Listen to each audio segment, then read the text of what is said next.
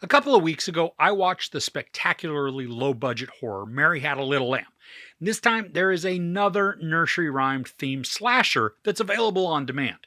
Three Blind Mice features some of the same actors as that other film, and it relies heavily on stunted and rigid dialogue mixed with fantastically laughable imagery. So let's dive into this monstrosity. Abby is going cold turkey to kick her drug habit, so her family takes her to a cabin in the woods so she is away from the city.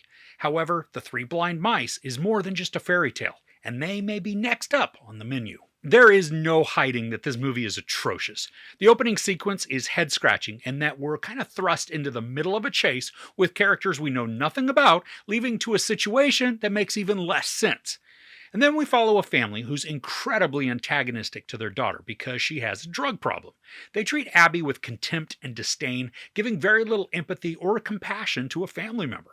Now, it's hard to get behind the characters or even feel a connection when calamity begins to start. Everyone is mostly loathsome, but so poorly defined that they become inconsequential to the narrative, making everything just an effort in futility.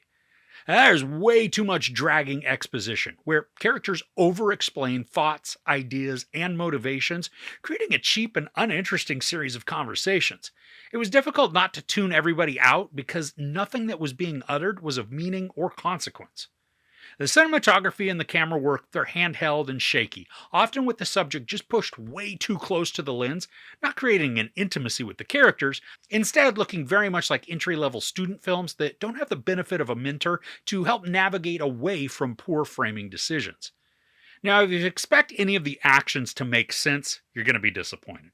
The villains for this are obviously the Three Blind Mice, but we watch them use weapons like crossbows and also stalk their victims through what appears to be sight rather than sound or smell. And then at other points, the creatures clearly can't see, providing massive character protection with plot conveniences that seem to be included just at random to keep the story going regardless if they make sense or not. Now, at one point, Abby's screaming.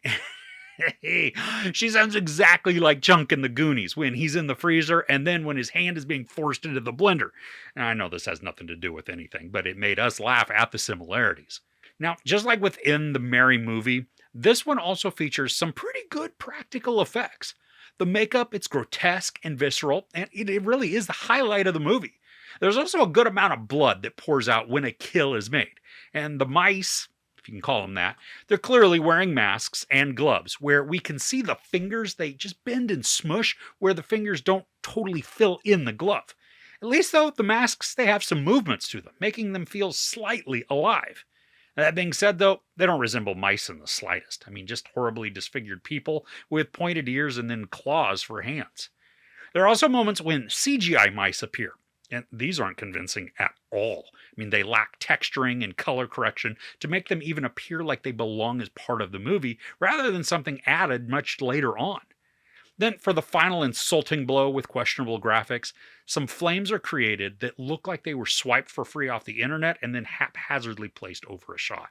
While suspense and tension attempts are ineffectual, at least this gets to the action and the violence relatively quickly. We don't have to wait until the final act for all of the carnage to begin, which for a movie that is ridiculous and not to be taken seriously, it is nice to get to the payoff for investing even the smallest amount of time to it. And this isn't overly long, thankfully. I mean, it's only 82 minutes, but it could be even shorter than that if it were trimmed to make portions efficient. Now, there is a story element towards the end that's meant to elicit sympathy and concern, leaning heavily into a very dramatic arc. But because nothing has been established earlier in the story to make characters sympathetic, this is an effort in futility.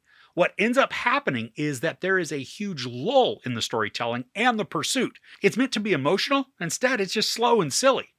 There's even a lot of melancholic music that plays over the finale. I can certainly see where this could be warranted given a very, very brief visual that we see, but there's not enough focus given to that arc to make the tone that they're going for feel earned.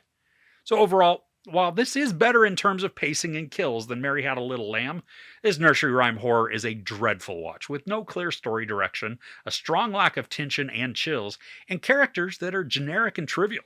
Thankfully, the violence and gore appear relatively soon into the narrative and are helped along by decent practical effects.